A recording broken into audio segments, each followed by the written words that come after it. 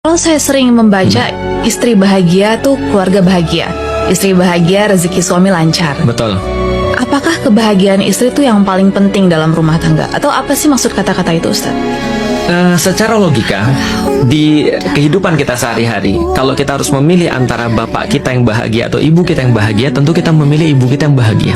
Kenapa? Karena kalau bapak kita bahagia, cuma dia bahagia doang. Sebaliknya kalau dia lagi kesal, dia biasa juga kesal sendirian.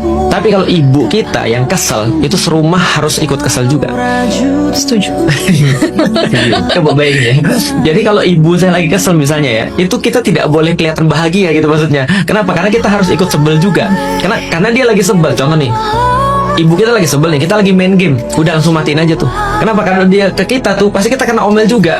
Karena kita nggak lagi ngapa-ngapain. Kalau bapak kita sebel kan nggak gitu juga. Nah artinya secara logika aja memang ibu itu harus lebih dijaga dalam rumah tangga. Karena rumah tangga itu adalah ibu kita sendiri sebenarnya. Jadi gampangnya gini, ada sebuah rumah tanpa bapak itu udah biasa. Tapi kalau sebuah rumah tanpa ibu itu bukan rumah tangga namanya.